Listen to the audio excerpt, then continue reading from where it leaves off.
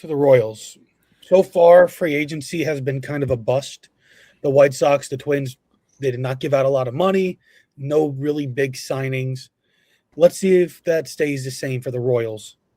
They added Lane Thomas in free agency, the outfielder, 1 year, 5.25 million. Alex Lange, a reliever, 1 year, 900K, big spenders there.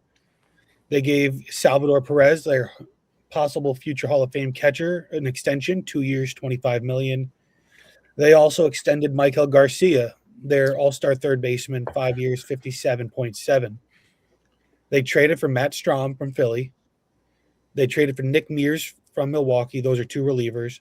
Another pitcher, Mitch Spence from the A's. Isaac Collins, an outfielder from Milwaukee. Cameron Misner from Tampa Bay. He's an outfielder. And then Mason Black, a starter from San Fran. So they added a bunch of guys. No big trade. No big signings. I would say probably their biggest move was Matt Strahm. I would think so, yeah. So getting a Phillies cast-off to bolster your bullpen. John, as a Philly fan, how do you feel now with that trade being a little ways away now? Yeah, it's like, well, at the moment, it's just, I don't know. I feel like whatever. I'm not too high on the Phillies, to be completely honest with you. Because of this damn Strahm trade. Not this Strahm trade, but some other moves and just how Dombrowski has been handling this offseason and stuff. Before I go on to who the Royals are lost in free agency, I do want to get your opinion real quick, and we'll revisit this in a couple weeks. Is Bryce Harper on the Phillies opening day roster? I would say so, probably, yes. I would think he's going to be there.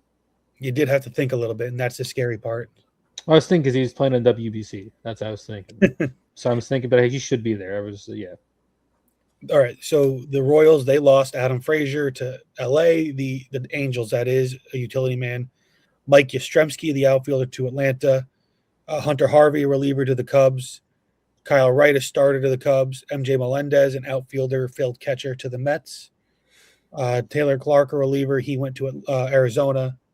Randall Grichuk, the outfielder, he's still a free agent, but he's a little older now. Michael Lorenzen, one of the best hitting starting pitchers I've ever seen. He went to Colorado. Angel Zerpa, he was a reliever. Now he's on Milwaukee. And then Jonathan Bolin, a reliever. He's on Philly. Now, the Royals, they moved the fences in at Kauffman. How is that going to affect the offense and pitching of the team? Because they lacked a lot of power and good offense last year. Well, yeah, this is a big thing, I think, for the Royals season. Bobby Witt's going to be Bobby Witt, an MVP level player. Could he, push himself? Last year, he had 23 homers. Could Bobby Witt get himself over the 30 mark? I think if Bobby Witt had an amazing season and was 40-40, he might actually have a real shot at winning the MVP award. To me, the Royals season will be defined by how much run production they get out of guys not named Bobby Witt. And the two names I'm specifically looking at are Pasquantino and Caglianone. Can those two guys combine for 60-plus homers? If so, I think the Royals will be a playoff team. If not, I don't know if they have the run production necessary to make the playoffs this year. Like, the Royals already have their MVP player. Like, they already have their cornerstone player. Yep. Now you're just looking at the other pieces of the team to pull their weight. So, I mean, that's what it comes down to. Yeah, I like their starters as well. I like the bullpen, 4 guys that I think you could trust, in Estevez, Urseg, Strahm, and Schreiber.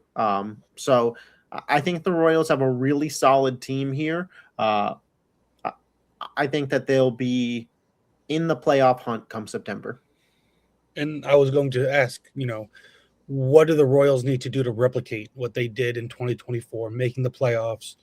They were a really good team. Bobby Witt was a MVP contender.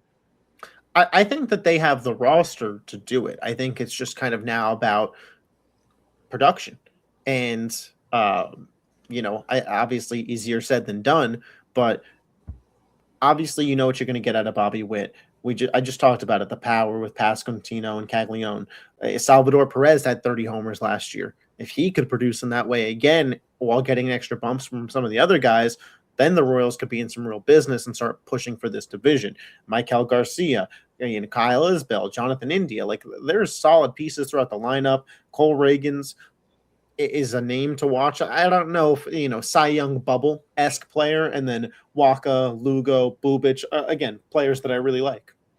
Also, Bobby Witt Jr. had a down year last year from like 2024 because he only had 88 RBIs from 109 in 2024. Where he batted 332. So you're looking at him to break that 100 RBI mark again. And I think that's probably hopefully guys get on in front of push. But like, yeah, but that's real, it. Yeah, like last year, Bobby Witt, like you mentioned, he batted 295. Like the guy nearly batted 300 and is bats in the heart of the lineup and couldn't get 100 RBIs. I think a lot of this rests on the Royals needing another, maybe not even superstar, just high above average player. They're lacking that Robin to Bobby Witt's Batman. Pasquantino, really solid player, really good player, but he's not a number 2 on a team. Can Caglianone be that guy? We know Salvador Perez is older. He's not going to be able to take on that role. Michael Garcia was good, but I don't know if he can take that next step to being that number 2. So who, in addition to Bobby Witt, will be that second guy that could lead the Royals offense? Because it just can't be Witt. And you have a bunch of, really good players, but you need at least one more really great player, I think, in order to take that next jump.